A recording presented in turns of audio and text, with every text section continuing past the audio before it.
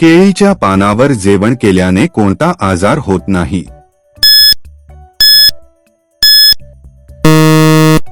जर तुम्ही एक शिवभक्त असाल तर व्हिडिओला लाईक आणि चॅनलला सबस्क्राईब नक्की करा. उत्तर आहे जंतुसंसर्ग. महाराष्ट्रातील सर्वात कमी पाऊस पडणारा जिल्हा कोणता आहे?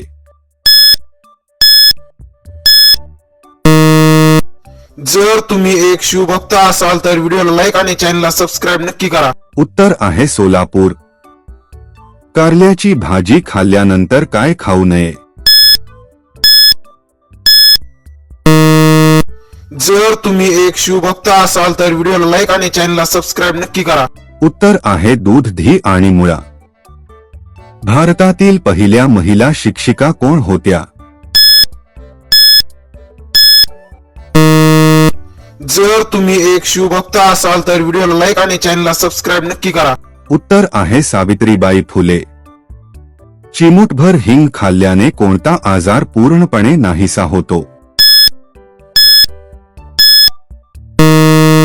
जर तुम्ही एक शिवभक्त असाल तर व्हिडिओला लाईक आणि चॅनलला सबस्क्राईब नक्की करा. उत्तर आहे गॅस आणि पोटदुखी. तुरटीचे पाणी पिल्याने कोणता आजार बरा होतो? जर तुम्ही एक शिवभक्त असाल तर व्हिडिओला लाईक आणि चॅनलला सबस्क्राईब नक्की करा. उत्तर आहे सर्दी. मका खाल्ल्याने कोणता आजार पूर्णपणे नाहीसा होतो? जर तुम्ही एक शिवभक्त असाल तर व्हिडिओला लाईक आणि चॅनलला सबस्क्राईब नक्की करा. उत्तर आहे किडनी स्टोन. एक दिवसात किती सोयाबीन खाल्ली पाहिजे? जर तुम्ही एक शिवभक्त असाल तर व्हिडिओला लाईक आणि चॅनलला सबस्क्राईब नक्की करा. उत्तर आहे 33 ग्राम. सीता माता कोणत्या जातीच्या होत्या? जर तुम्ही एक शिवभक्त असाल तर व्हिडिओला लाईक आणि चॅनलला सबस्क्राईब नक्की करा. उत्तर आहे मैथिल. भारतात रविवारची सुट्टी कोणी सुरू केली? जर तुम्ही एक शिवभक्त असाल तर व्हिडिओला लाईक आणि चॅनलला सबस्क्राईब नक्की करा. उत्तर आहे नारायण मेघाजी लोखंडे. पाणीपुरी खाल्ल्याने कोणता आजार बरा होतो?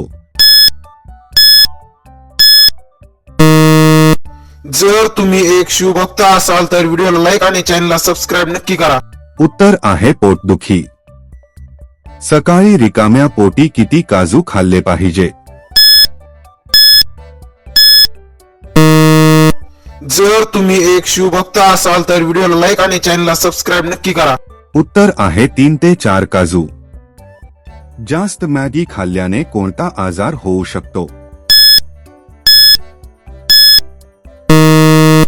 जर तुम्ही एक शिवभक्त असाल तर व्हिडिओला लाईक आणि चॅनलला सबस्क्राईब नक्की करा.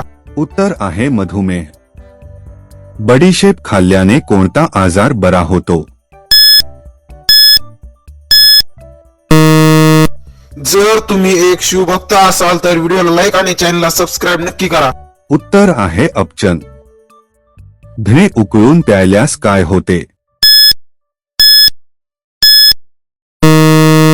जर तुम्ही एक शिवभक्त असाल तर व्हिडिओला लाईक आणि चॅनलला सबस्क्राईब नक्की करा. उत्तर आहे उष्णता कमी होते.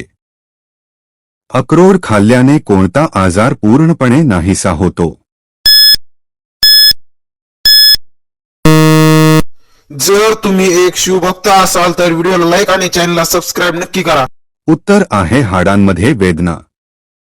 साबुदाण्याची खीर खाल्ल्याने कोणता आजार बरा होतो?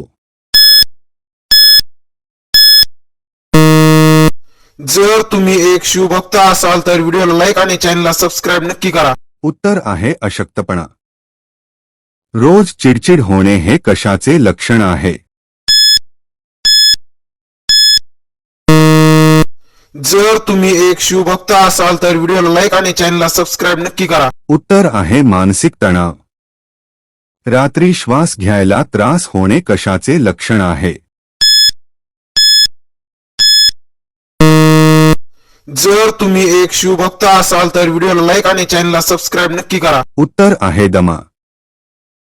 शरीरात कोणता रोग असल्यास झोप कमी होते? जर तुम्ही एक शिवभक्त असाल तर व्हिडिओला लाईक आणि चॅनलला सबस्क्राईब नक्की करा. उत्तर आहे थायरॉइड.